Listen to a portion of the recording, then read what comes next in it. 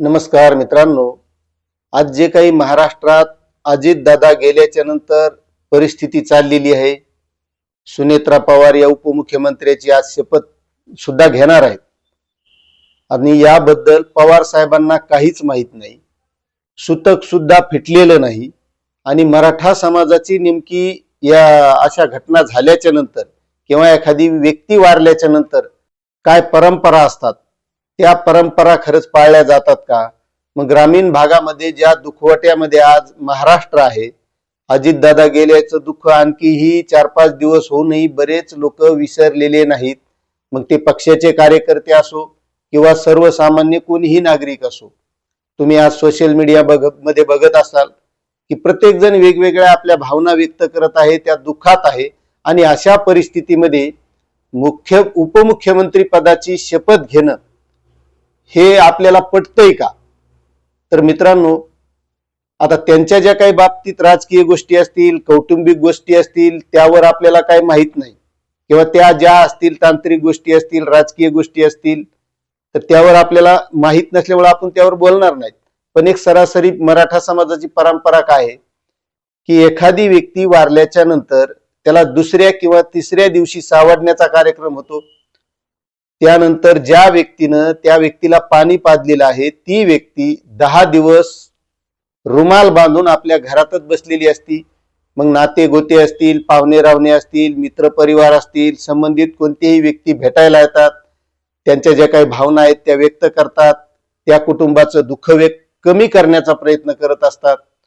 आणि 10 दिवस झाल्याच्या नंतर मग अस्थि विसर्जनाचा कार्यक्रम होतो, दहाव्याचा कार्यक्रम होतो. आता वेगवेगळ्या भागामध्ये गंगेच्या ठिकाणी, कोणी गोदावरीच्या ठिकाणी, पैठण सारख्या ठिकाणी, त्या ठिकाणी जाऊन दहाव्याचा कार्यक्रम करतात. तिथं नाते गोते, पाहुणे, संबंधित व्यक्ती येतात. आणि त्यानंतर 13व्याचा कार्यक्रम होतो. 13व्याला 13 पित्र जेवू घातले जातात. आणि त्यानंतर 14व्याचा कार्यक्रम होतो. त्या दिवशी एक गोड जेवणाचा कार्यक्रम असतो आणि हे दुःख विसरावं अशी एक त्यामागील भावना असते. अशा प्रकारे एक मराठा समाजातील परंपरा आहे. मात्र आता हे लोक राजकीय याच्यात आहेत. पवार घराणं पहिलंच राजकारणातलं आहे आणि त्यामुळं सर्वसामान्य जे काही कार्यकर्ते असतील, महाराष्ट्रातील ज्यांना ज्यांना दुःख झालंय त्यांना वाटू शकतं किंवा एवढी गडबड यामागे करण्याचं काय कारण असू शकतं, किंवा जे उपमुख्यमंत्री पद सुनेत्राताई पवार आज घेत आहेत, त्याचा शपथविधी घेत आहेत, आमदाराची बैठक होणार आहे, मग हे असं का घडतंय? हे पद काय दुसरं कोणी घेणार आहे का? कारण राष्ट्रवादी काँग्रेस पक्ष हा त्यांचाच आहे, त्या पक्षावर अधिकार त्यांचा आहे, काय निर्णय घ्यायचा आहे तो त्यांनी ठरवायचा आहे. आणि आता जो काही निर्णय घेतलेला आहे तो त्यांनीच घेतलेला असेल. आता त्यांच्या पक्षातील प्रमुख नेते प्रफुल्ल पटेल असतील, सुनील तटकरे असतील, छगन भुजबळ असतील, धनंजय मुंडे असतील, यांनी मुख्यमंत्र्याची भेट घेतली.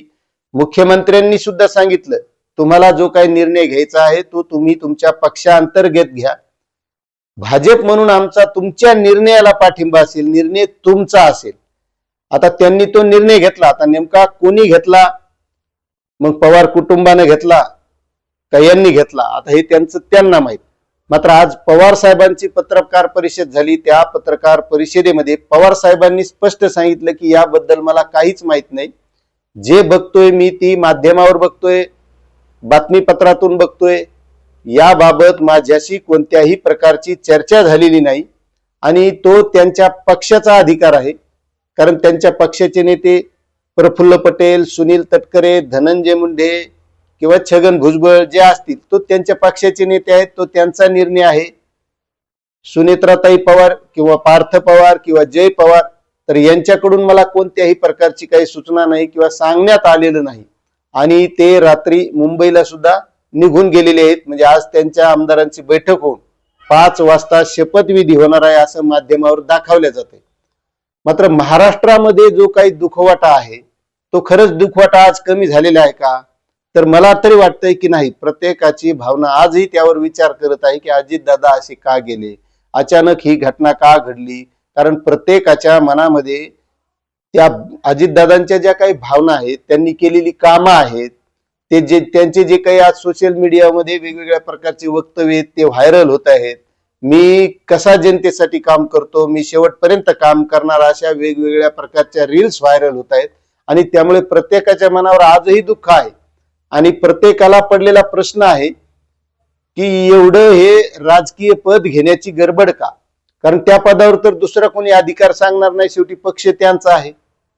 तरी पण प्रत्येकाला हे वाटते की एवढी गडबड का? कारण परंपरेप्रमाणे आपलं जे काही दुःख असतंय ते 10वा 13वा 14वा झाल्याच्या नंतर होत असतं. तरी पण एवढी गडबड करण्याचं कारण काय? हा सगळ्यांना पडलेला प्रश्न आहे. आता पुढे त्याची उत्तरं मिळत राहतील. नेमकं यामागचं कारण काय आहे, किंवा पक्षातल्या काय अडचणी होत्या का, कौटुंबिक काही अडचणी होत्या का, यावर पुढे आता टप्प्याटप्प्यानं आपल्याला ती माहिती मिळत जाणार आहे, कळत जाणार आहे. ह्या सगळ्या गोष्टी होत राहतील. मात्र हे घडतंय काय, यावर मोठा सर्वात पडलेला प्रश्न आहे. आता यावर तुम्हाला काय वाटतंय नक्कीच कमेंट करा. चॅनलवर नवीन असाल तर सबस्क्राईब करा, व्हिडिओला लाईक करा. धन्यवाद.